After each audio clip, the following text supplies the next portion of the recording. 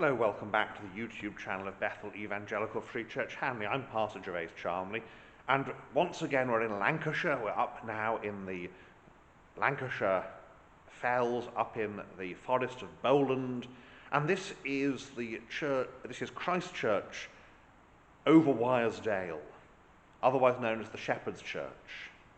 Now there certainly was a chapel, not a parish church, a chapel, and a chapel has nothing to do with the size of the building, it's to do with its place in the, well, of course, in those days, in the medieval Catholic arrangement of things, where you'd have your parish church, and then you'd have these chapels. They'd be sort of outstations. And there certainly was a chapel here as far back as the 14th century. The present building, however, the nave dates from 1733, and the church was thoroughly restored and altered and extended in 1893 when the architect was John Douglas of Chester. John Douglas is seen here again at the height of his powers. He is very much an architect by this point who's not saying, well, we've got to imitate the Middle Ages. He's saying, well, how can we make a Gothic church that's suitable for this location and this function? Also, of course, here he's working with an existing nave, and he's adding a chancel, a tower, and vestry. And the result is a building that's very lovely and very unusual. It's up here in the fells, as I say. It's up in the hills, basically, of Lancashire, the upland area, and Wyresdale, where the River Wyre meanders its way and heads down to the coastal plain. And here in the hills it's sheep farming, so it's all shepherds, and we'll see the stained glass windows here have this shepherd theme to them. They're to do with sheep and shepherds and passages from the Bible that speak of sheep and shepherds, or most of them are anyway. So we'll have a look around and note the salient features, as they say. And so, as usual, we start at the west end here in the tower, and the base of the tower is a baptistry. There are some bells, but this is mostly, let's say, a baptistry. So we've got this Christ receiving little children here, and the font here, this is a Victorian font, 19th century font. Now, do we have, oops, here we have a picture of the church before the alterations. You see, there was a tower, but the tower has been largely altered. Chancel, the old windows were arched, the new windows are not. There's an automatic light in here. So looking west now from the tower, we see the nave, and of course the nave is the nave and choir area represent the 18th century building, 1730s building. The medieval building would have been smaller, probably a lower roof, and not brilliant quality, which is why it's replaced in the 1730s. So here you've got this screen. This is because the door's here, and when the door opens, you don't want an awful draft going down the back of people's necks. Church warden's pew at the back with this little back and canopy. We have here, this is the Passover lamb, the slaughter of the Passover lamb. Not sure that's come out very well on the video, but there we are. We have here King David, the sweet singer of Israel, and the guardian of the flock, you can see. This is the oldest memorial, really, in the church. This deals with this is for Thomas Townley of Ortner, a gent who died October the 7th, 1739, aged 86, and he gave money to augment the curacy, because of course it was a curacy. The church was rebuilt by the Earl of Sefton, and put a lot of money into here. He had a big house in the area.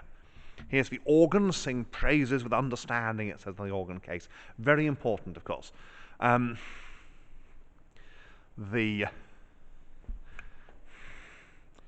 This side we have the lamb and flag, and east window, of course, Christ, the Good Shepherd.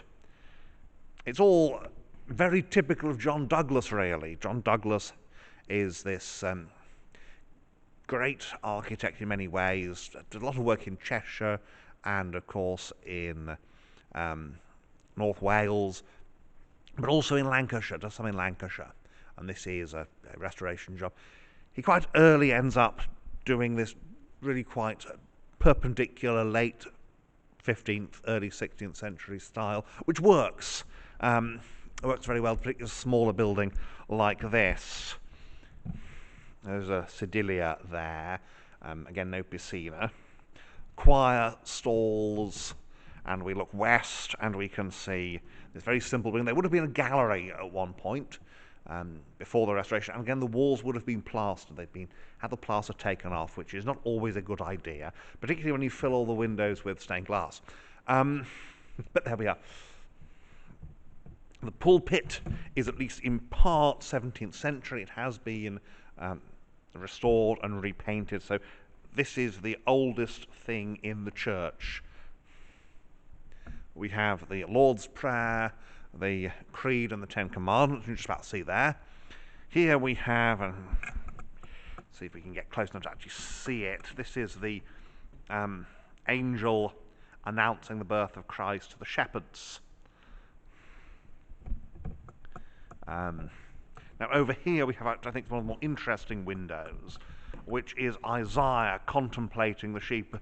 He was oppressed and he was afflicted, yet he opened not his mouth. He is brought as a lamb to the slaughter, as a sheep before her shearers is dumb. So he openeth not his mouth. And there's Isaiah standing there. You can see in the clouds the image of Christ and the soldiers tormenting him, and then Isaiah is contemplating the spiritual meaning of all these things. It's a very effective window. The pews are interesting because John Douglas does all his own woodwork, really. And here he's gone, well, this is an 18th century building.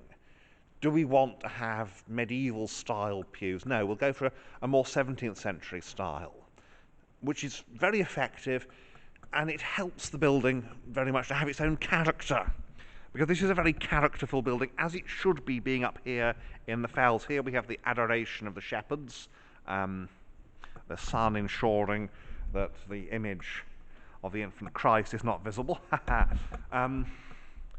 Here we have the hireling.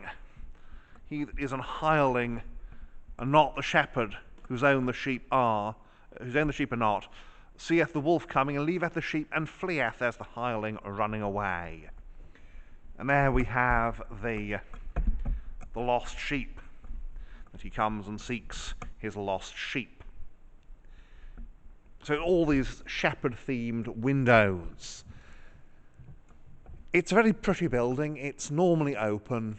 It feels like in the middle of nowhere. It's actually only about 10 minutes from the motorway, which is, again, quite helpful.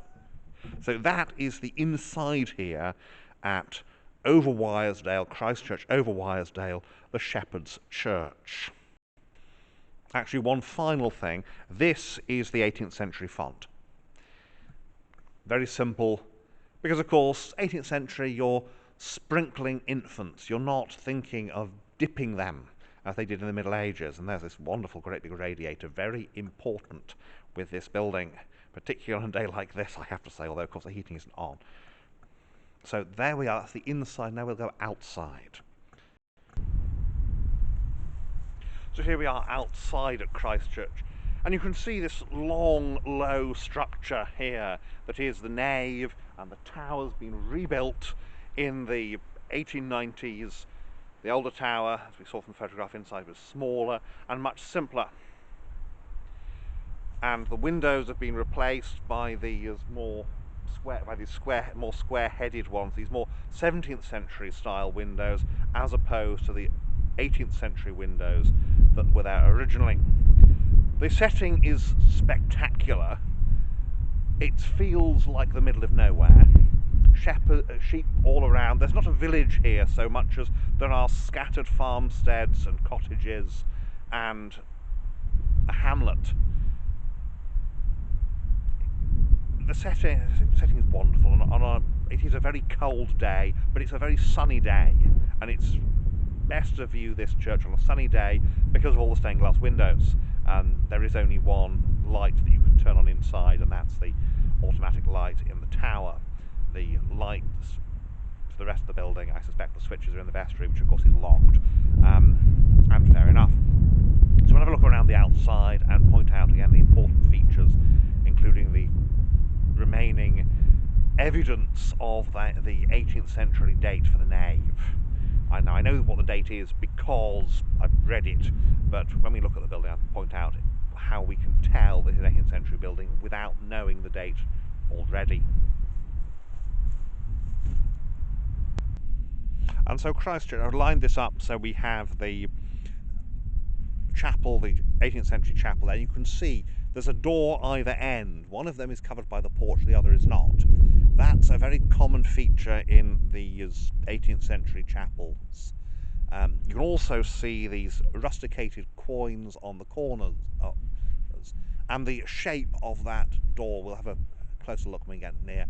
And all of those are diagnostic features that say this is an 18th century building.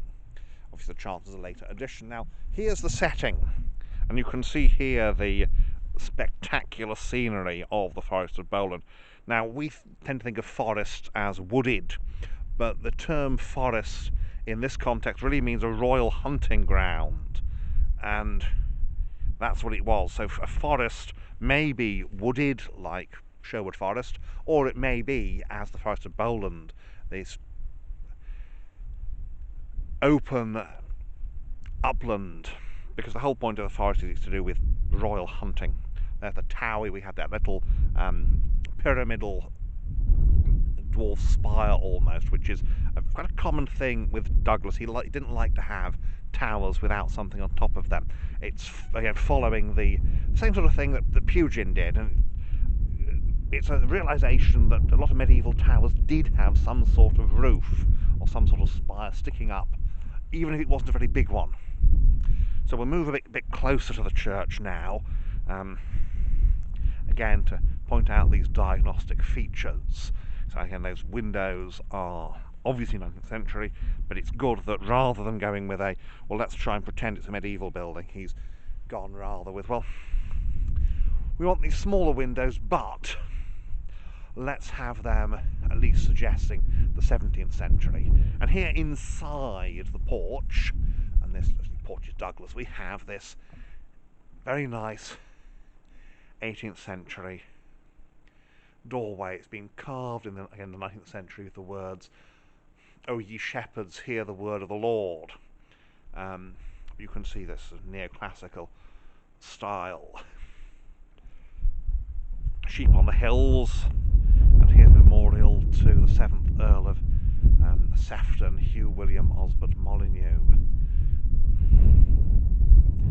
They say the Seftons had a big house there.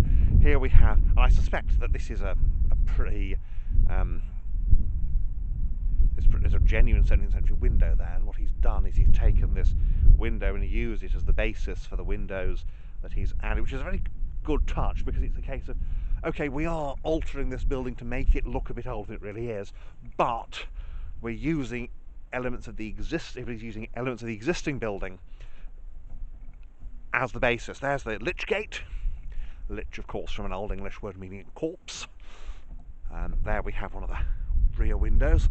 I'm leaning toward this tower being, at least in part, the 17th century one. The coins here are much simpler than on the south side, because this is the north side. The north side is the simpler side, even though it is the side you actually approach the building from.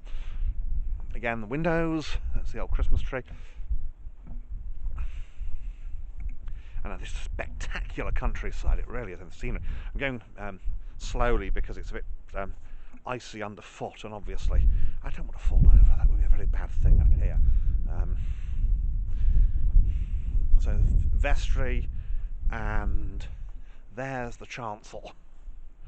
There we are, and this is, of course, this is the 1890s John Douglas, and it's a very John Douglas restoration, as I say, from that cap on the tower to the style of the chancel, this 15th century or even 16th century style, rather than an earlier 14th century style, which his early buildings do have this sort of style. And here we have the south side, and these are the more